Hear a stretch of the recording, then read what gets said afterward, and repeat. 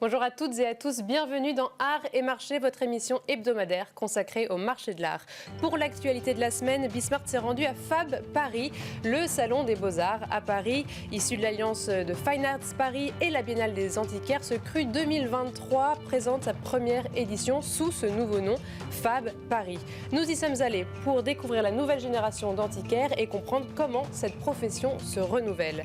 Ensuite, ce sera l'interview de la semaine, la 8e édition du rapport Art et Finances de Deloitte vient d'être publié. Nous faisons le bilan des principales conclusions avec Adriano Piscinati di Torcello, qui est le coordinateur Art et Finances de Deloitte Luxembourg. On vous en dit plus tout de suite dans Art et Marché. Nous sommes rendus à la nouvelle édition de Fab Paris, anciennement Fine Arts Paris et la Biennale des Antiquaires. Grâce aux indications du collectionneur Édouard Vigneault, nous avons rencontré la nouvelle génération d'antiquaires. Visiter Fab Paris, qui fait suite à différents salons bien connus, est un rendez-vous à ne pas manquer pour la simple et bonne raison, c'est qu'on peut y voir sur plus de 9000 mètres carrés, une vingtaine de spécialités qui couvrent l'ensemble de l'histoire de l'art, de l'Antiquité à nos jours. Il y a 5 nouveaux venus dans Fab Paris qu'il faut absolument aller voir. On leur a demandé de proposer chacun un objet. Alors, ce qui est intéressant dans cette nouvelle génération, c'est avant tout le goût mis en avant. C'est important de connaître un peu le baromètre du marché. Ces jeunes qui reprennent le flambeau ont un regard neuf sur la production artistique, et ce qui aussi se vend, puisque ce sont des jeunes marchands. Ce qui est très intéressant dans la jeune génération, c'est qu'on privilégie avant un nom, j'ai remarqué ça, la force et la puissance de l'image. Bon, nous, on a envie vraiment de proposer un autre regard sur les œuvres, peut-être de les rendre aussi plus accessibles, parce que le monde du dessin ancien, c'est vraiment un petit milieu, un petit cercle vraiment d'amateurs et de connaisseurs. Et le fait de présenter aussi peut-être différemment et d'une façon plus contemporaine, ça peut peut-être aider aussi à toucher d'autres personnes, peut-être des jeunes collectionneurs. Le cadre, c'est très important, et même dans la foire ici, on peut le voir, il y a des stands qui sont vraiment qui essaient d'ouvrir comme ça, de présenter les œuvres dans un cadre peut-être plus comme chez soi, un peu plus convivial, peut-être plus intime. Nous, on se renouvelle régulièrement parce qu'en fait, il faut évoluer un petit peu par rapport au marché, comment il évolue aussi. Le but premier, c'est quand même de vendre, sans rebondir forcément sur les modes, parce que les modes, ça ne fait que passer. Il faut anticiper les choses, peut-être être un peu précurseur d'une certaine façon. Là, en ce moment, je peux vous citer par exemple les artistes femmes peintres. J'ai vendu dernièrement au musée de Boston un tableau de Victorine Meurent, qui était le modèle de Manet. Et ça, c'était une vraie découverte. Et donc, ça faisait partie des artistes femmes. Et je l'ai présenté très tôt à la galerie. Elle n'a pas eu le succès escompté, parce que moi, je l'ai vraiment défendu. Et 3 ans après, il y a la mode des femmes peintres qui apparaît. Et à ce moment-là, j'ai 3 musées importants qui se positionnent en l'espace d'une semaine. Voilà.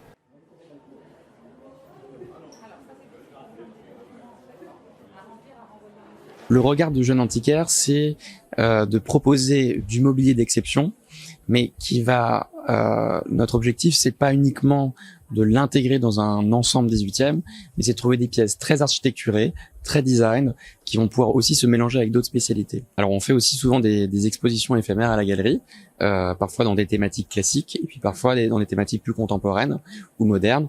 On a réalisé une exposition il y a 2 ans avec Daniel Gervis, qui a fondé la FIAC et qui était grand marchand et qui a lancé en fait Hans Hartung dans les années 80. Donc on a fait une exposition ensemble à la galerie où on mélangeait notre mobilier 18e avec des œuvres d'Hans Hartung. Donc l'idée, c'est d'ouvrir un petit peu les champs, les perspectives. Et en fait, pendant ces expositions-là, on a beaucoup de personnes qui ne connaissent pas nécessairement le mobilier 18e, qui viennent pour les œuvres modernes et contemporaines, et ils viennent découvrir nos objets. Et ensuite, souvent, on a remarqué qu'on arrivait à faire des transactions avec des nouveaux clients en vendant à la fois des tableaux modernes et à la fois du mobilier, parce que la combinaison était vraiment pertinente. C'était notre reportage au salon Fab Paris, réalisé avec Pauline Gratel. Et tout de suite, c'est l'interview de la semaine. Le 8e rapport Art et Finances réalisé par Deloitte et Art Tactique a été publié. Il dresse un bilan de l'évolution de l'investissement dans l'art. Adriano Piscinati di Torcello est coordinateur Art et Finances chez Deloitte Luxembourg. Il est présent avec nous en visio pour partager les principales conclusions de ce rapport. Adriano, merci beaucoup d'être avec nous. Première question, c'est le 8e rapport, ça fait plus de 10 ans que vous publiez ces rapports.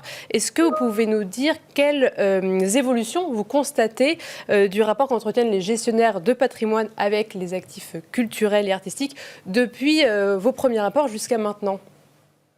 Alors, bonjour à tous et bonjour Sybille et merci beaucoup de l'opportunité de présenter notre rapport et que nous avons présenté hier lors de la 15e conférence Art et Finances. Et donc, en termes d'intérêt, donc ce qu'on peut, dans les grandes lignes, ce qu'on peut dire, c'est qu'il y a clairement une confirmation de l'intérêt d'inclure les biens de collection, d'art et de collection dans une gestion de fortune. Donc, on a une confirmation par rapport à tous les stakeholders qu'on a interviewés qui est au niveau de 88%. On a un écho au niveau des collectionneurs qui est de 87% et des professionnels du monde de l'art de 91%. On a donc un consensus qui est autour de 89%, qui est le plus important depuis qu'on a lancé le rapport en 2011.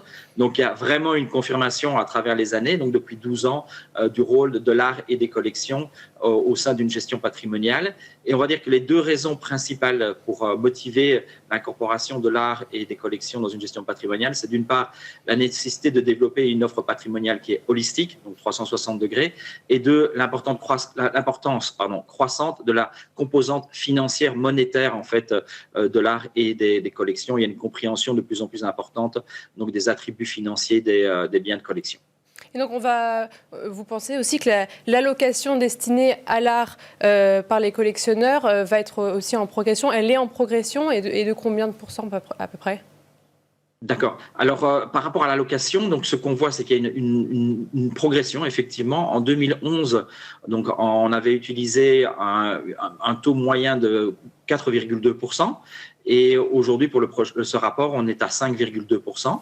Maintenant, si on reprend par rapport aux résultats de notre survey, on voit que, par exemple, au niveau des banquiers qui ont répondu, eux ont une allocation de 8,6% et au niveau des family office, on est même à 13,4%.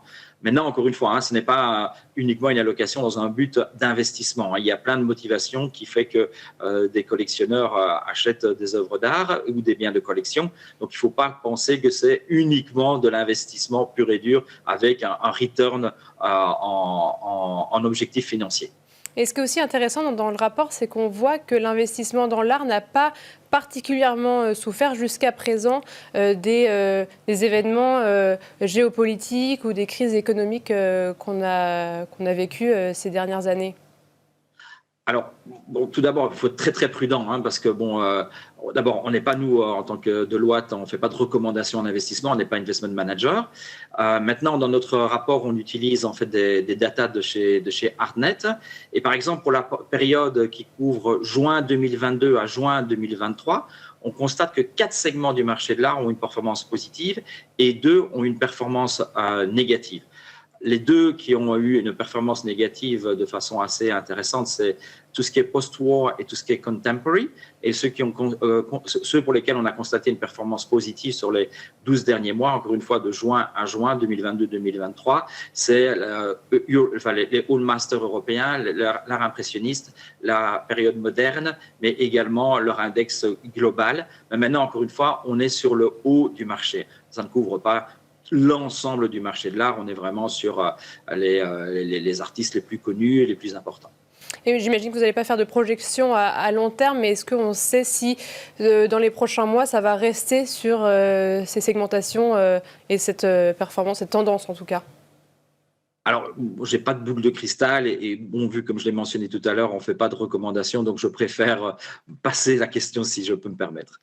Et aussi, il y avait un aspect intéressant, c'est que les collectionneurs se tournent de plus en plus vers les objets de collection vraiment très larges, donc les collectibles et les objets de collection de luxe aussi. Est-ce que ça, c'est une diversification qui est importante et à quoi ça peut être lié, cette manière de se tourner de plus en plus vers les objets de collection de luxe ?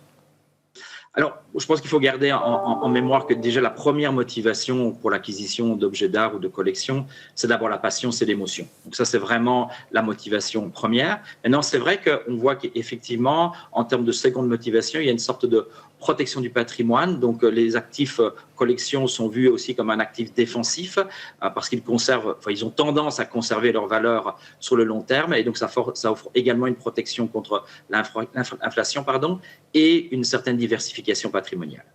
Et justement, vous disiez que ce qui motive, c'est la passion, mais quand même, tout de même, les jeunes, on voit dans votre rapport, sont eux plus attentifs au rendement financier. Donc, c'est ce que vous constatez, qu'il y a une différence générationnelle dans la motivation de l'achat d'une œuvre d'art ? Alors absolument, on constate que, encore une fois, sur base de notre survey, qu'au niveau de on va dire, des next gen, la nouvelle génération des collectionneurs, qu'ils ont effectivement un intérêt accru pour les nouvelles formes d'investissement, comme l'investissement fractionné, ou également, et je trouve que c'est important de le mentionner, l'investissement à impact social. Et donc ça va être quelque chose de vraiment à prendre en compte au sein des family office. Alors, sur base de notre survey, donc, effectivement, la nouvelle génération est plus sensible au niveau des rendements financiers. Maintenant, pour les family office, pour les gestionnaires de patrimoine, donc eux, ils sont confrontés à un transfert de patrimoine qui est intergénérationnel, qui est très important. Et donc, d'une part, il est nécessaire pour eux donc d'assurer d'abord qu'au niveau de la collection, il y ait une documentation parfaite des objets de cette collection, qu'il y ait également une gouvernance de cette collection, qu'on veille également aux aspects fiscaux, légaux et philanthropiques éventuels. Et ensuite, avec la nouvelle génération, donc effectivement, il faut constater qu'ils ont des besoins différents, que ce soit en termes de conseils, mais également en termes de demande d'utilisation des nouvelles technologies, ou effectivement de l'intérêt sur l'orientation de la collection, mais également en termes d'impact. Et donc, ce sont tous des éléments qui doivent être pris en compte par les family office et les gestionnaires de patrimoine. Et on va terminer sur cette question. Dans le rapport, vous émettez quand même certaines recommandations. Est-ce que vous pouvez nous dire quels seraient, selon vous, les besoins pour permettre au secteur de l'art et de la finance de se développer davantage ? Alors ça, c'est vraiment un vaste débat. On pourra en parler pendant des heures. Mais donc, sur base des réponses des participants à nos différentes surveys, on voit d'abord qu'il y a un réel besoin de modernisation qui est exprimé par l'ensemble des participants. Donc, 86% des professionnels du monde de l'art disent qu'effectivement, il y a un besoin de modernisation. 70% des collectionneurs disent exactement la même chose, de même que 76% des wealth managers. Maintenant, quelle est la solution ? Il semblerait qu'on doive aller vers une solution mixte où on a besoin de self-regulation, mais également un besoin de réglementation par les autorités publiques. Et puis, à côté de ça, il est certain que la technologie peut contribuer à augmenter de façon très importante l'efficience de ce marché. Eh bien, merci beaucoup Adriano Piscinati des Torcello. Je rappelle que vous êtes coordinateur art et finance pour Deloitte Luxembourg. Et quant à nous, on se retrouve la semaine prochaine pour un nouveau numéro d'Art et Marché.